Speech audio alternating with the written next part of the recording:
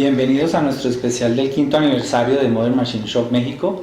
Esta vez estamos con el ingeniero Oscar Alvin, presidente ejecutivo de la Industria Nacional de Autopartes SINA. Ingeniero Alvin, muchas gracias por recibirnos. En este especial estamos haciendo un recuento de los cambios que ha habido en la industria en estos últimos 5 años.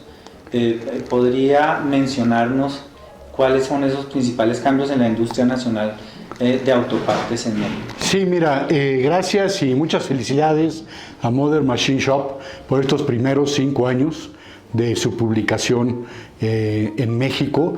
Realmente es un elemento de comunicación muy importante para todos los fabricantes de autopartes. En realidad el país México es un país de manufactura. Y precisamente en los últimos 5 años hemos visto el nacimiento de muchas empresas de automóviles y de autopartes. Y el crecimiento también de plantas de tractocamiones, que han incrementado su capacidad de producción. Entonces, tenemos empresas que iniciaron su producción en México como Honda, como Mazda, como Kia, como Audi, como BMW recientemente. Es decir, son 5 o 6 empresas nuevas de automóviles en el país que obligaron a nuevos autopartistas a instalarse en México, a manufacturarle sus principales componentes. Entonces, yo creo que muy pocos países del mundo pueden decir que en los últimos 5 años han tenido el nacimiento de 6 fábricas nuevas y muchas de autopartes alrededor de ellas. Entonces, yo podría decir que los últimos 5 años son los mejores 5 años de la industria automotriz en México.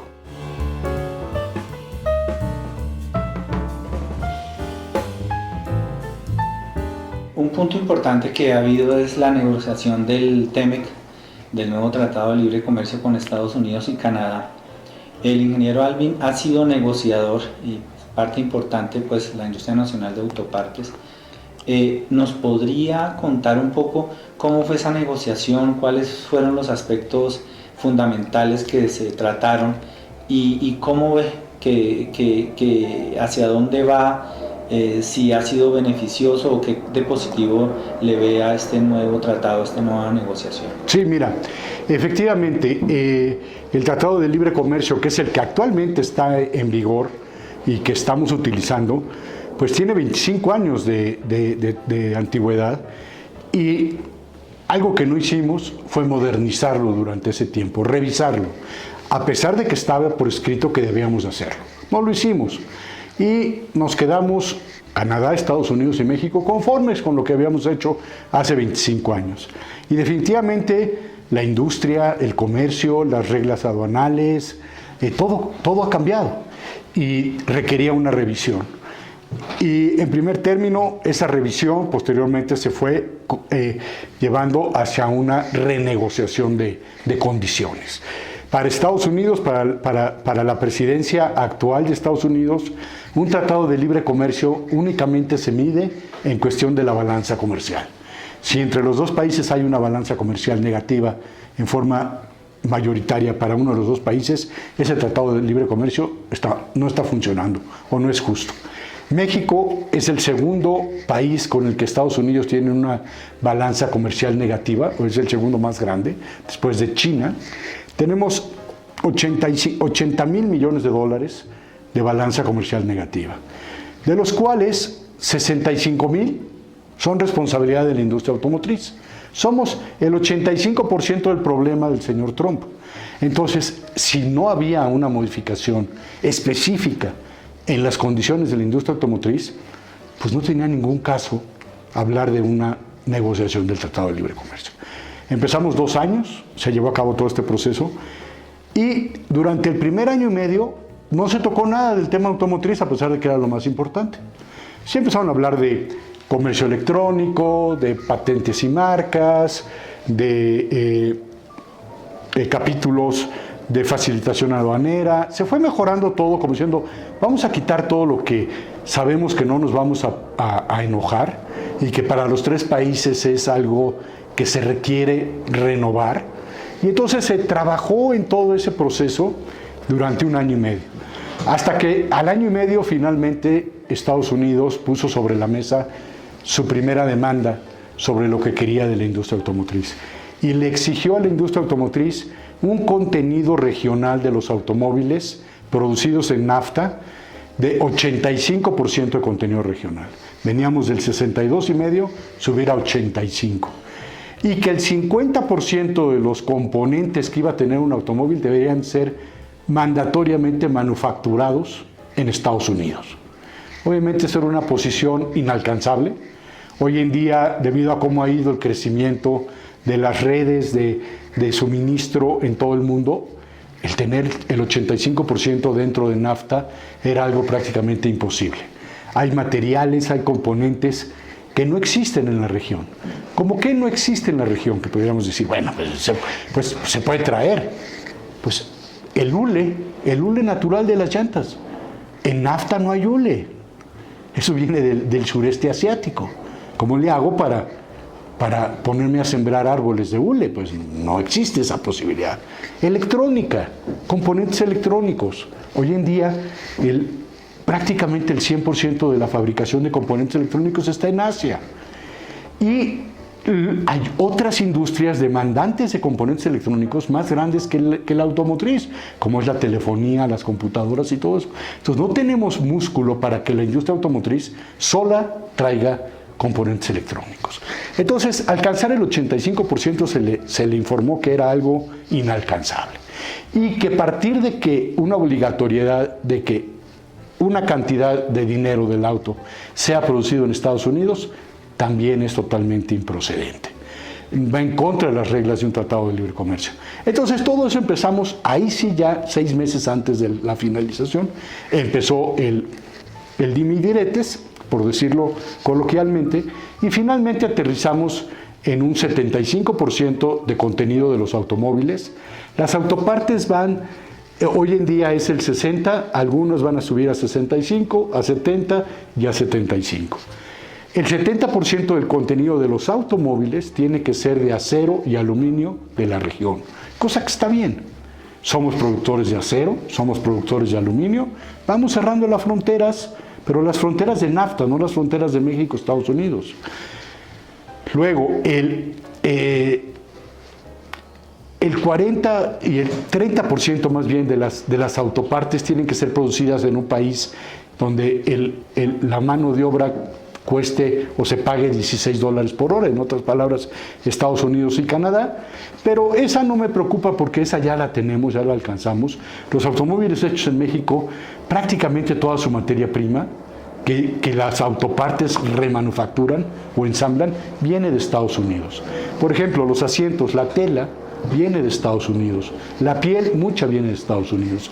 Entonces, hay muchos componentes que aunque se remanufacturen en México, como podría ser la tela para formar las vestiduras, es de Estados Unidos. Entonces ese no es un problema. El que va a ser más difícil de alcanzar para la industria automotriz de automóviles será que los core parts sean obligatoriamente hechos en NAFTA. Motor, transmisión, ejes, cardanes, chasis, body, suspensión, dirección y baterías de litio tienen que ser manufacturadas en Estados Unidos. Eso pone en una situación comprometida a algunas marcas, principalmente japonesas y europeas, porque los americanos ya tienen todo eso hecho en Estados Unidos. Pero los europeos a lo mejor están fabricando un auto en México que le quieren poner un motor hecho en Alemania, porque es un motor V6 biturbo de alta potencia y lo quieren incorporar a sus camionetas.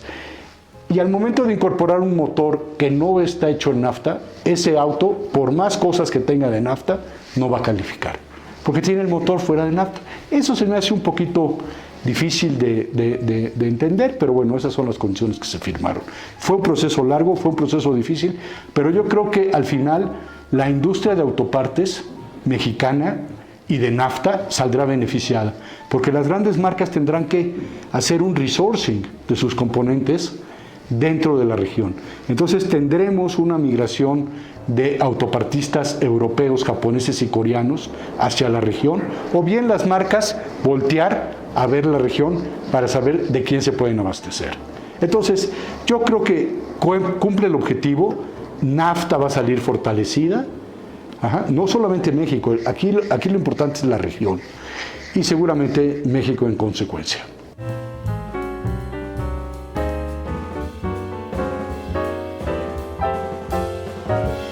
Poniéndonos al día de hoy o el año pasado con las estadísticas que tiene la INA actualmente, ¿cuánto se produjo y se exportó en autopartes? ¿Y cómo ven ustedes, precisamente con todo este contexto que nos acabas de contar, en 5 años a la industria autopartista de México?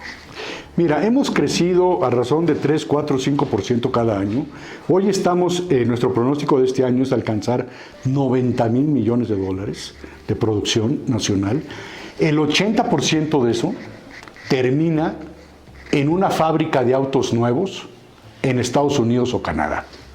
Entonces, nuestro gran mercado, nuestra gran fortaleza es la fortaleza que tenga el mercado americano. Y en los últimos 2 años, Estados Unidos ha tenido un crecimiento importante. Las reformas fiscales que hizo la administración Trump le ha dado al consumidor y a las empresas de Estados Unidos más oportunidad de gasto. Y eso pues se refleja en el consumo de automóviles, en el consumo de casas, en fin, toda la economía americana se sigue moviendo. Y eso, pues nosotros encantados, porque nosotros tenemos que mandar autopartes a Estados Unidos para que se fabriquen los automóviles en Estados Unidos y se vendan. Igual autopartes a las armadoras en México, para que estas armadoras en un 75% de su volumen lo envíen a Estados Unidos. Entonces, mientras Estados Unidos esté fuerte su economía, estamos tranquilos.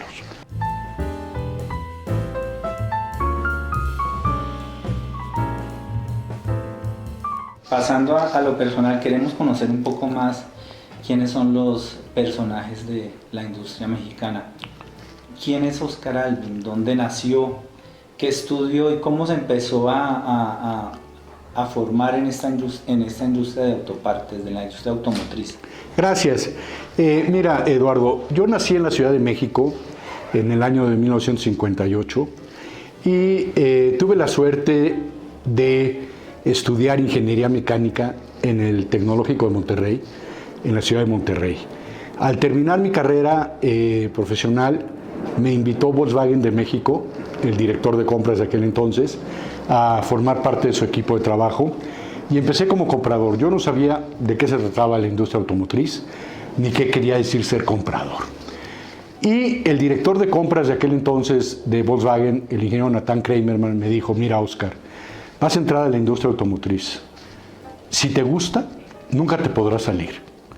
Y no quiero que me vayas a venir a reclamar después de que por qué te metí a la industria automotriz.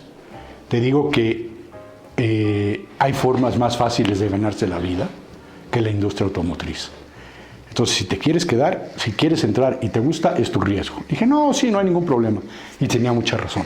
Una vez que nos metemos a la industria automotriz, es tan dinámica, es tan poderosa, es tan extensa, que si eres una persona curiosa, ambiciosa, hay una cantidad enorme de cosas que aprender.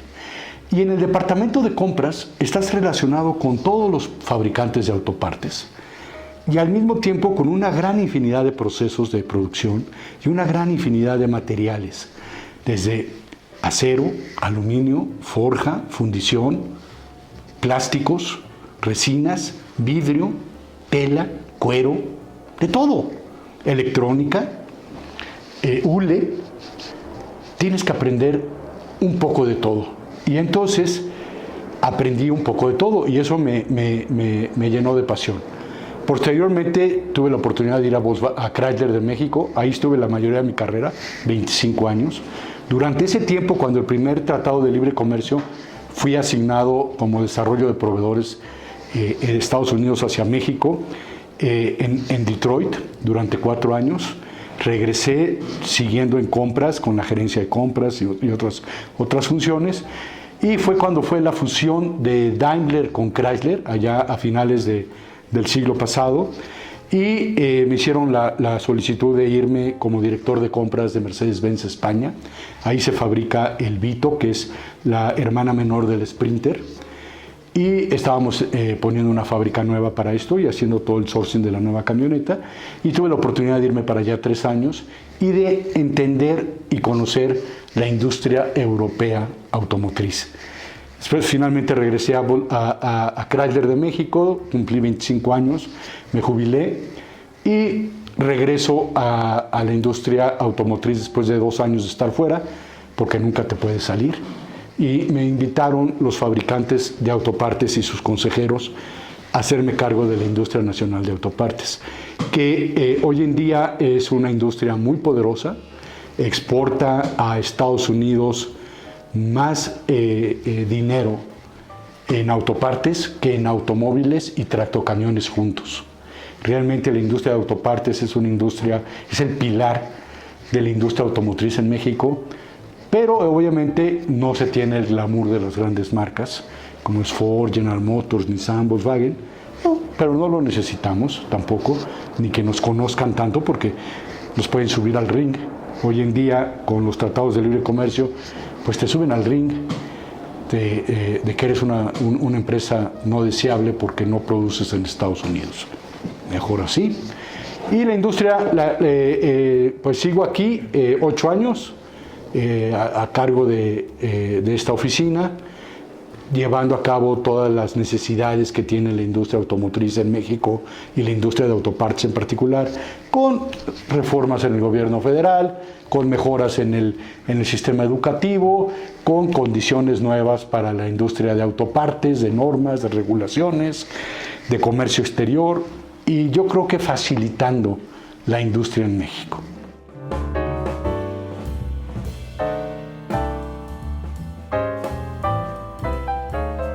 En estos 8 años que has asumido la dirección de la industria de autopartes en México, ¿cuál ha sido el reto más importante que te ha tocado afrontar?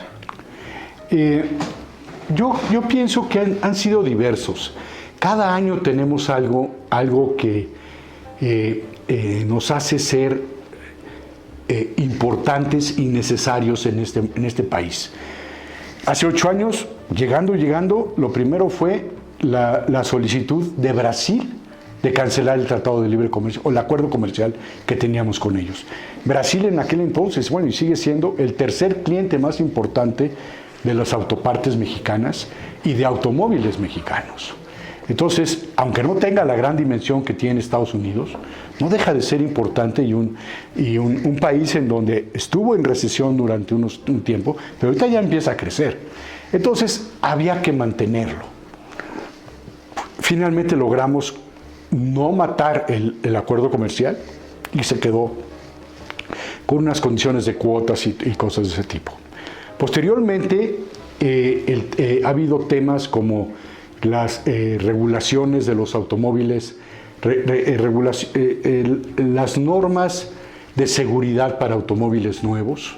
En México se podían vender autos sin bolsas de aire, sin ABS, y mientras que en el mundo eso estaba totalmente prohibido ya. Solamente países pues muy emergentes tenían esa condición de comercio. Y obviamente, pues eso era ir un poco en contra de algunos clientes. Pero yo creo que México merecía tener normas de seguridad más estrictas, pues para los pasajeros y para los peatones que van alrededor. Y se mejoraron y se impusieron normas de seguridad más estrictas para los autos nuevos. Y eso obligó que algunas marcas dejaran de producir automóviles icónicos que se venían produciendo desde hace 30 años. Ya no se hacen y hoy los autos nuevos tienen que tener forzosamente sistemas de seguridad, bolsas de aire, sistemas ABS de frenos. Luego, otras condiciones, vino el Tratado de Libre Comercio del TPP, que engloba varios países del Pacífico, en donde Brasil y Japón Brasil y Estados Unidos se habían puesto de acuerdo en condiciones muy demeritorias para la industria de autopartes de la región, y tuvimos que salir a defender esa condición. Finalmente Estados Unidos se salió del TPP. A lo mejor México también debió haber hecho lo mismo, porque habíamos estado allá adentro porque Estados Unidos había metido. Pero bueno, nos quedamos, igual que Canadá. Y luego la renegociación del Telecán también han sido importantes. Otros aspectos que tenemos que trabajar todavía, que yo diría no han sido han sido retos, pero han sido retos que no hemos llegado a la meta. Uno de ellos es la reforma hacendaria en México, para que existan recursos gubernamentales para la motivación en las empresas mexicanas o europeas, americanas, japonesas, de invertir en México en investigación y desarrollo. Hoy no hay incentivos fiscales, sin embargo, la industria está creciendo muchísimo en ese aspecto. Hoy en día los gastos de ingeniería de una armadora y de un fabricante de autopartes de primer nivel es el doble de lo que había hace 5 años. ¿Por qué? Porque tienen que seguir invirtiendo en la ingeniería de la tecnología actual, de los motores diésel, del auto que comúnmente se sigue fabricando, y por otro lado tienen que invertir en las tecnologías que todavía no existen o que no están terminadas, como son los autos eléctricos, los autos autónomos. Entonces se genera un doble gasto que es muy difícil para las armadoras poder realizar desde Estados Unidos, desde Alemania, desde Japón, y tienen que buscar países emergentes en donde puedan desarrollar este tipo de ingenierías, y se van a países en donde les estén brindando incentivos fiscales. México está atrayendo una gran cantidad de ingeniería y desarrollo en centros como son Ford, Nissan, General Motors, Chrysler, Volkswagen, y empresas como Continental, como Bosch, como Faurecia, como Delphi, pero no estamos dando incentivos fiscales y se nos están yendo un montón de oportunidad, y se están yendo a países en donde sí hay incentivos fiscales para este tipo de gastos, como es la India, como es China, como es Brasil, y si no hacemos algo vamos a perder la oportunidad de la ola. Luego, eso es una tarea pendiente. Otra tarea pendiente es el que existan en México normas de circulación, normas físico-mecánicas obligatorias. En México pueden circular automóviles sin faros, sin defensas, y no pasa nada. La única norma que tienen que seguir es la de emisiones, y solamente en la Ciudad de México. En el país debe de existir ya tenemos un cuaderno aprobado de normas físico-mecánicas, pero no son obligatorias. Entonces no hay una obligatoriedad por parte del gobierno para hacer que todos los autos que estén circulando sean autos seguros y que cumplan con una norma. Es una tarea pendiente. Otra tarea pendiente es mejorar la educación en México, mejorar la educación de ingeniería y técnicos. Afortunadamente hay una gran demanda por carreras de ingeniería, carreras técnicas. Los jóvenes en México tienen vocación de ingeniería. Entonces tenemos un buen volumen de ingenieros que ofrecer al mercado, que estaba yo mencionando anteriormente, pero resulta que los ingenieros, antes de poder ser productivos y entregarle un valor agregado a la empresa por la que fue contratada, tiene que recibir entrenamiento entre 12, 18, 24 meses, antes de poder ser capaz de manejar una línea robótica. Entonces, para el muchacho también es muy defraudante entrar a trabajar a una empresa transnacional y ser contratado como becario, porque no sabe hacer las cosas, porque no se las enseñaron. Tenemos que tener una mejor calidad de educación para que estos jóvenes que salgan le aporten inmediatamente valor agregado y que ellos tengan la satisfacción de poder tener un empleo mejor remunerado como ingenieros que son o como técnicos que son. Entonces, son tareas pendientes que tenemos en la industria automotriz mexicana, que no terminamos de resolver el sexenio pasado y que estamos buscando de alguna manera pudiera ser resuelta este año o en este sexenio.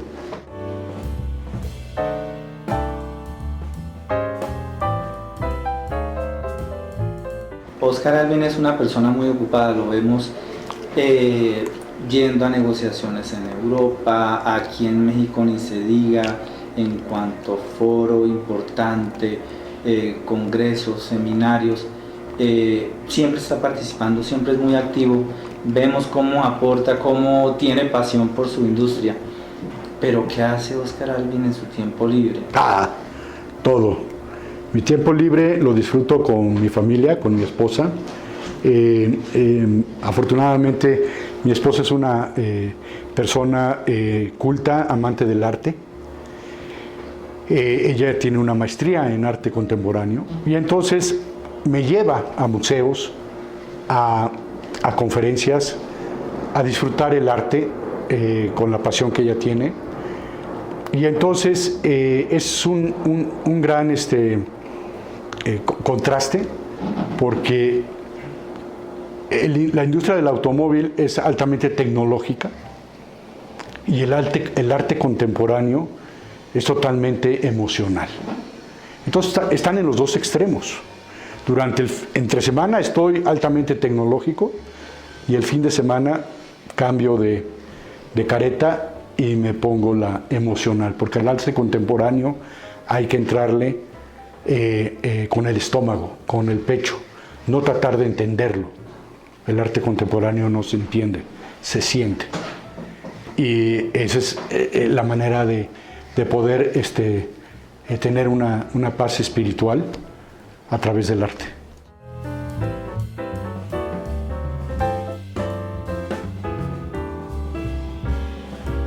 ¿Algún libro que te haya marcado por algún aspecto, alguna circunstancia? Fíjate que una de mis grandes deficiencias es la lectura. No soy un apasionado de la lectura. En México tenemos un problema, la educación no te hace que seas lector. Entonces yo fui por la vida aprendiendo, preguntando, siendo curioso. Cuando iba a ver una fábrica de pintura, pues estudiaba, veía las especificaciones que tenía que tener la pintura, y entonces luego iba yo a decir, bueno, ¿cómo comprueban ustedes los rayos ultravioletas para que no haya decoloraciones? O sea, hacía 2, 3 preguntas con tal de recibir información adicional. Y después iba yo con el de las telas, o con el de la fundición, o con el de los pistones. O sea, con el de los vidrios, es otra industria completamente diferente. O bien con el de los robots, o con Televisa para contratar los anuncios. Tenía que ver un poco de todo. Entonces, esa gran suerte que tuve de estar en contacto con gente y altos directivos de muchas industrias, de muchas empresas, y más bien tener las orejas, ser como el elefante, con orejas grandes, colmillos retorcidos, la cola corta porque nadie me la ha podido pisar, y la boca chiquita. Escucha, aprende. Y así fui por el mundo, aprendiendo y escuchando. ¿Te gusta ver algún deporte en especial? Sí, claro, a mí me gusta el fútbol, soccer. En general muchos de los deportes. Jugué muchos deportes, soccer, tenis, en fin, varias cosas. En ninguno fui bueno, pero daba pelea. Y entonces yo me defino a mí mismo como un gran generalista, más no un especialista. Jugué fútbol, no era el último que escogían, pero no era tampoco al primero que escogía, o no era el que escogía, allá como a la mitad del equipo. A ver, Alvin para acá. Entonces yo jugaba más o menos, pero soy un gran generalista, le he hecho de todo, pero no tengo una especialidad particular. ¿Hincha de qué equipo de fútbol en México? En México, del Cruz Azul. En mis años gloriosos del Cruz Azul, estoy esperando a ver qué día voy a ir a festejar el nuevo campeonato. Soy paciente. ¿Y algún equipo internacional de fútbol que te guste? Mira, en general me gustan los equipos de fútbol que son profesionales, que invierten dinero en sus estadios, en sus entrenadores, en sus equipos, para ser los mejores. Entonces, realmente, pues soy hincha del Barcelona, del Real Madrid, del Liverpool, del Paris Saint-Germain, del Bayern Múnich, del Juventus, porque son equipos que invierten mucho dinero, hacen que ese deporte, esa industria, sea realmente poderosa, y le enseñan al resto del mundo lo que se debe de hacer. Entonces, Cuando juega el Barcelona, le voy al Barcelona. Cuando juega el Real Madrid, le voy al Real Madrid. Ahora, el dilema es cuando juega Real Madrid contra Barcelona. Yo viví en España 3 años y ahí sí, pues, era un conflicto. ¿A quién le voy? Y últimamente me he inclinado por irle al Real Madrid. Desde que Barcelona y los catalanes quisieron independizarse y buscaron esa tendencia y agarraron a algunos jugadores del Barcelona un tinte político catalán, yo dije, eso no debe de ser el deporte es apolítico. Y entonces el Barcelona se cayó y le voy al Real Madrid.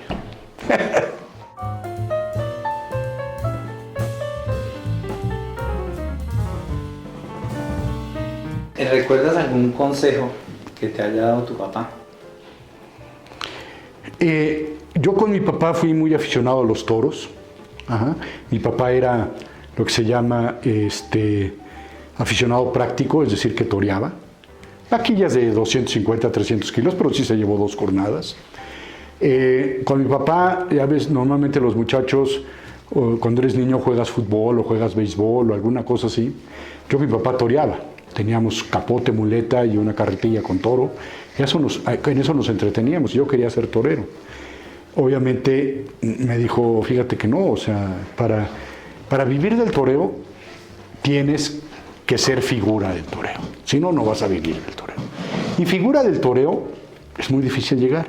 Es más fácil llegar a ser presidente de la República que figura del toreo. Porque presidente de la República forzosamente cada 6 años. Y figura del toreo no se dan cada 6 años. A veces hay 2, a veces hay 3, a veces no hay ni uno. Entonces me dijo, mejor ponte a estudiar porque no vas a ser figura del toreo. Pero ¿por qué no, papá? Tengo sitio, tengo temple, puedo aprender. Te falta lo más importante para poder ser figura del toreo. Y es tener hambre. Tú no tienes hambre, mijo. Entonces, a la primera cornada, al primer empujón, te vas a salir. Y no vas a llegar, mejor haz otra cosa. Y ya no fui aficionado, ya no fui torero, pero sigo siendo aficionado a los toros. Y los toros te dan una enseñanza que mi papá me enseñó a estar concentrado, pero también tener la capacidad de ver alrededor. Que es hoy en día prácticamente ver arriba de los árboles. Cuando estás en una faena, tienes que fijarte en dónde está el picador, en dónde está el siguiente espada, quién está haciendo bien su trabajo, en dónde están colocados. Tienes que ver un poquito. Y también tener que ver quién fue a la plaza y si llegó fulano y si llegó sutano. ¿Verdad? Entonces, desparramar la vista, decía mi papá. Y eso fue lo que yo hice en mi vida, desparramar la vista. En lugar de ver un árbol, me subí al árbol y vi el bosque. Eso hice siempre, que es desparramar la vista. En todos estos viajes y negociaciones que has tenido, ¿no te ha sucedido alguna anécdota curiosa o divertida, chistosa, algo que recuerdes? Híjole, pues no, es que el tema era serio, siempre se tomó con mucha seriedad. Algunas veces nos iba bien, otras veces nos iba muy mal. La última negociación que tuvimos en Brasil para el acuerdo comercial con el licenciado Francisco de Rosesvay por parte de la Secretaría de Economía, íbamos con AMIA, con los representantes de los autos, y íbamos nosotros por parte de Autopartes. Esto fue, me parece que en Río de Janeiro nos recibieron, nos metieron en una oficina gubernamental abandonada a negociar. Nos pusieron en una sala, en un cuarto, pues, afuera había 38 grados centígrados, yo creo que adentro había otros tanto, y no nos dieron ni agua, ni comida, nada. Al grado de que le tuvimos que hablar y teníamos que estar ahí presentes por cualquier discusión que fuera importante, ¿no? No se podía decir, bueno, me voy al hotel y ya me llaman, no, estuvimos ahí 2 días seguidos, nos trataron verdaderamente mal, y al grado de que tuvimos que hablarle a la Embajada de México para que fuera por nosotros por ayuda. O sea, le pedimos ayuda a la embajada. La embajadora Beatriz Paredes en aquel entonces nos llevó agua, nos llevó pizzas, nos llevó comida, nos llevó un poquito de alegría. La embajadora Beatriz Paredes siempre fue muy anecdotaria. Y ahí estuvimos a 38 grados centígrados, esperando que los negociadores mexicanos terminaran de negociar en una sala con aire acondicionado. Nosotros allá afuera muertos de calor, auxiliados por la embajadora, hoy senadora Beatriz Paredes.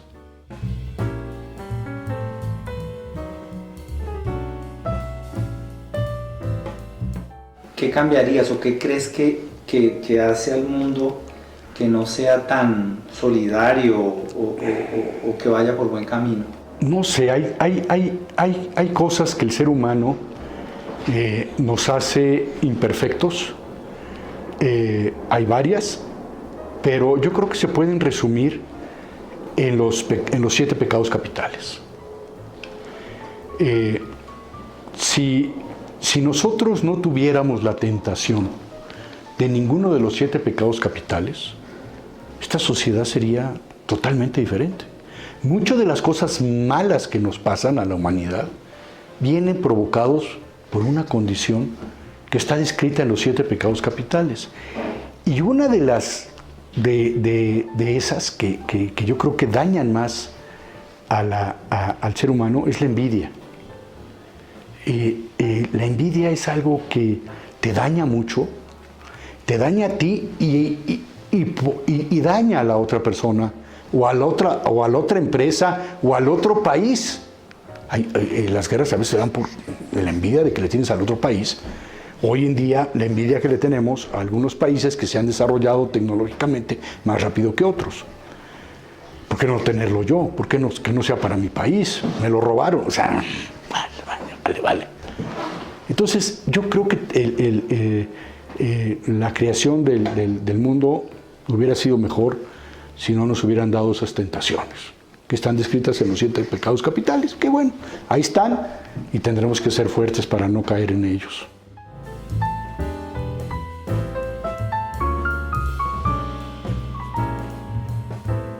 Bueno, pues le agradecemos mucho al ingeniero Oscar Alvin por su apoyo, además constante a la industria, a nuestra casa editorial también.